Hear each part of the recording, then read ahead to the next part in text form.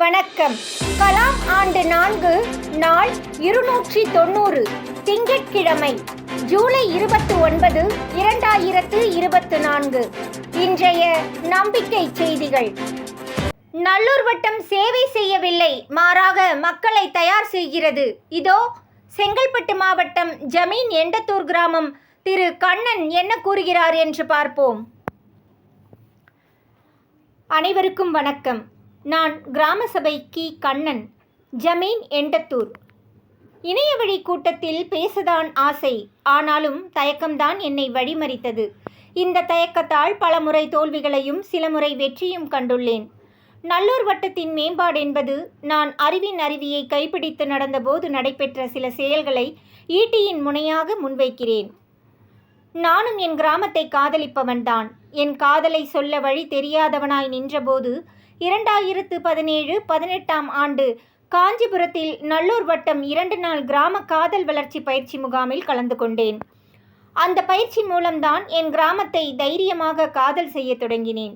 அன்று முதல் இன்று வரை, இதோ 2018 மே 1 முதல் இன்று வரை கிராம சபை கூட்டத்தில் கலந்து கொண்டு கிராம வளர்ச்சி சார்ந்த கேள்விகளை முன்வைத்தது, கிராம சபையை பயன்படுத்தி கிராமத்திற்கும் மக்களுக்கும் தேவையானதை தீர்மானம் மூலம் கிடைக்க செய்தது, 20 பேருக்கு மேல் பங்கெடுக்காத கிராம சபையை ஊராட்சி நிர்வாகத்தோடு ஒன்றிணைத்து ஒவ்வொரு அரசு அலுவலகங்களுக்கும் சென்று விழிப்புணர்வு செய்து சுமார் 150 பேருக்கு மேல் பங்கெடுக்க வைத்தது.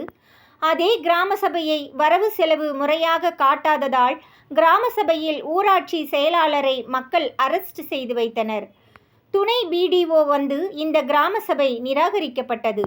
அடுத்த கிராம சபை கூட்டம் மாவட்ட ஆட்சியர் ஆலோசனைக்கு பின் மறு கிராம சபை தேதி அறிவிக்கப்படும் என்று எழுத்துப்பூர்வமாக கொடுத்த பிறகு ஊராட்சி செயலாளரை மீட்டுச் சென்றனர்.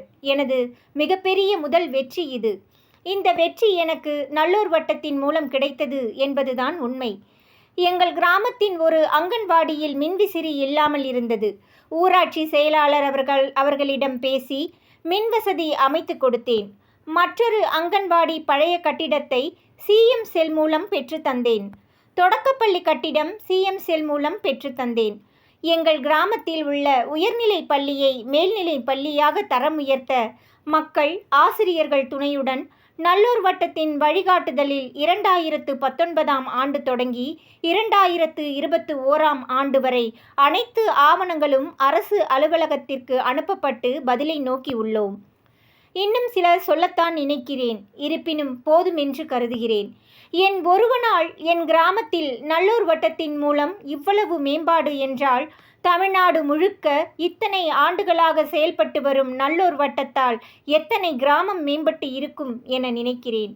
நல்லூர் வட்டம் 100 துறைகள் கொண்ட உலக நூலகம் என்று கூட சொல்லலாம். குறிப்பு: 100 துறைகளை படிக்க தேவையில்லை. ஒவ்வொரு துறையின் வார கூட்டத்தில் கலந்து கொண்டாலே போதும். விவேகானந்தர் நாட்டு வளர்ச்சிக்கு 100 இளைஞர்கள் தேவை என்று கருதினார். நல்லூர் வட்டம் 100 துறைகளை உருவாக்கி நாட்டு வளர்ச்சியில் அக்கறை உள்ளவர்கள் பொறுப்பேற்று வளர்ச்சி பயணத்தில் பயணிக்க அழைப்பது ஆகச்சிறந்த மேம்பாடு. உண்மையில் நல்லூர் வட்டம் குடும்பத்தில் சில காலம் பயணித்திருந்தாலும் அதை என் வாழ்நாள் சாதனையாகவே கருதுகிறேன். குடும்ப பொறுப்பு என் தலையில் சுமப்பதால் நல்லூர் வட்ட பயணத்தில் சில காலமாக பயணிக்க முடியாமல் இருப்பது உள்ளபடியே உள்ளத்தில் வருத்தம்தான். மீண்டு வருவேன். நல்லூர் வட்ட பயணத்தில் எப்போது வேண்டுமானாலும் ஏறி பயணிப்பேன் என்ற நம்பிக்கை என்னிடம் உள்ளது. மகிழ்ச்சி. இப்படிக்கு கிராம சபை கி கண்ணன், ஜமீன் எண்டத்தூர், செங்கல்பட்டு மாவட்டம். போடி சென்னை விரைவு ரயிலுக்கு அப்துல் கலாம் பெயர் சூட்ட வேண்டும், பொதுமக்கள் கோரிக்கை. தேனி மாவட்டம் போடி அருகே அணைக்கரைப்பட்டி ஊராட்சிக்கு உட்பட்ட முந்தல் கிராமத்தில் நல்லூர் வட்டம் அமைப்பின் சார்பில் மறைந்த முன்னாள் ஜனாதிபதி அப்துல் கலாமின் நினைவு தினம் அனுசரிக்கப்பட்டது. நல்லூர் வட்ட பொறுப்பாளர் குறிஞ்சிமணி தலைமையில் நடைபெற்ற விழாவில் பொதுமக்கள் மற்றும் பள்ளி மாணவ மாணவிகள் ஒன்று கூடி மரக்கன்றுகள் நட்டனர். இவ்விழாவில் கலந்து கொண்ட பொதுமக்கள் அனைவரும் போடியிலிருந்து சென்னை வரை இயக்கப்படும் விரைவு ரயிலுக்கு அப்துல் கலாம் பெயர் சூட்ட வேண்டும் என்று தென்னக ரயில்வே துறைக்கு கோரிக்கை விடுத்தனர். நிகழ்ச்சியில் முந்தல் அங்கன்வாடி உதவியாளர் ஈஸ்வரி மற்றும் பேச்சியம்மாள், கௌசல்யா, அருணாதேவி, ரஞ்சித், சுபா, அருண்மொழி உட்பட பலர் பங்கேற்றனர் என்று குறிஞ்சிமணி தெரிவித்தார். நம்பிக்கை செய்திகளுக்காக சென்னையிலிருந்து தயாநிதி. 38 நபர்கள் 488 வகை தோசை சுட்டு கின்னஸ் சாதனை. வேலம்மாள் கல்வி குழுமம் மற்றும் மண் வாசனை அறக்கட்டளை இணைந்து நடத்திய கிராமிய திருவிழாவில் விவசாயம், சமூகம், கலை மற்றும் பொதுநலம் சார்ந்த சிறந்த ஆளுமைகளுக்கு கிராமிய விருது வழங்கி பெருமைப்படுத்தியதோடு 38 நபர்கள் 488 வகையான தோசைகள் சுட்டு கின்னஸ் சாதனை புரிந்துள்ளார்கள். இதனை பொறுப்பேற்று நடத்திய வேலம்மாள் கல்வி குழுமம் மற்றும் மண் வாசனை அறக்கட்டளை. இவ்விழாவிற்கு இயற்கை விவசாய சித்தர் KM பாலு, திரு விமல் நந்தகுமார், திரு உதயசங்கர் ஆகியோர் சிறப்பு விருந்தினர்களாக கலந்து கொண்டு விருதுகளை வழங்கினார்கள். திரு காளீஸ்வரன் நாட்டார் கலைக்காவலர் விருது, திரு இறையழகன் கானகத்தின் காவலன் விருது, சிறுதானிய உழவர் உற்பத்தியாளர் குழு சீர்மிகு தானியத்தின் உளவிகள் விருது, திருமதி விதைத்தீவு பிரியா நம்மாழ்வார் நம்பிக்கை விருட்சம் விருது, திரு செய்யூர் பாலாஜி நம்பிக்கை உழவன் விருது, திரு ராஜசேகர் சீர்காழி டிவி விவசாய தோழன் விருது, திரு செஞ்சி அருண் பாண்டியன் செவ்வரி செல்வன் விருது, திருமதி நீலவேணி வடலியின் வார்ப்புகள் விருது, திருமதி ஸ்ரீ பொன்கோதை சுழல் சுடரி விருது, திருமதி ரேகா சிவகுமார் அடிசில் அரசி விருது, திரு விக்னேஷ் தெம்மாங்கு தமிழன் விருது, திரு பிரபாகரன் நல்வேலன் வழிகாட்டி விருது, திருமதி திவ்யா நவீன உளவி விருது, திருமதி பர்வதவர்த்தினி கலிவண்ண சிறகுகள் விருது, திரு யுவராஜ் இளவல் உழவன் விருது, திரு பிரசாந்த் இளைய உழவன் விருது பெற்றனர் என்று திரு பேரரசு தெரிவித்தார். தேவரியாம்பாக்கம் ஊராட்சியில் தற்சார்பை நோக்கிய பயணம், ஊட்டச்சத்து தோட்டத்திற்கு முன்னெடுப்பு. காஞ்சிபுரம் மாவட்டம் தேவரியாம்பாக்கம் பஞ்சாயத்து துடிப்புடன் தன்னிறைவை நோக்கி பயணிக்கும் 10 பஞ்சாயத்துகளில் ஒன்று. தற்போது அதன் தலைவர் திரு அஜய்குமார் அவர்கள் எடுத்திருக்கும் நல்ல முயற்சி ஊட்டச்சத்து தோட்டம்.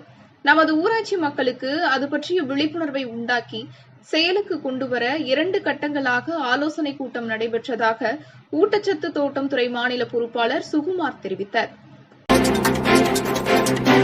பசுமை பணியில் 350வது வாரம். சென்னையில் ஒன்றுபட்ட இளைஞர் சக்தியாக மடிப்பாக்கம் சோஷியல் சர்வீஸ். சென்னை மடிப்பாக்கத்தை பசுமை சுற்றுச்சூழலுக்காகவும் நீர்நிலை பராமரிப்புக்காகவும் வாரந்தோறும் இளைஞர்கள் ஒன்று கூடி தம்மை அர்ப்பணித்துக் கொண்டு 350 வாரங்களாக செயல்பட்டு 7500 மரக்கன்றுகளை நட்டும் 2 நீர்நிலைகளை பராமரித்தும் வரும் அமைப்புதான் மடிப்பாக்கம் சோஷியல் சர்வீஸ்.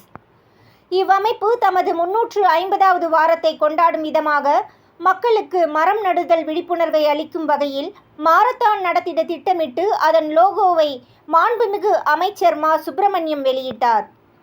ஆகஸ்ட் 25, 2024 நடக்கும் மாரத்தான் போட்டியில் இளைஞர்களும் பொதுமக்களும் திரளாக கலந்து கொள்ளுமாறு MSS மாரத்தான் ஒருங்கிணைப்பாளர் திரு ஆண்டனி தெரிவித்தார். மேலும் விவரங்களுக்கு 9025559996 என்ற எண்ணை தொடர்பு கொள்ளவும். நம்பிக்கை செய்திகளுக்காக சென்னையிலிருந்து தயாநிதி. இத்துடன் இன்றைய நம்பிக்கை செய்திகள் நிறைவடைந்தன.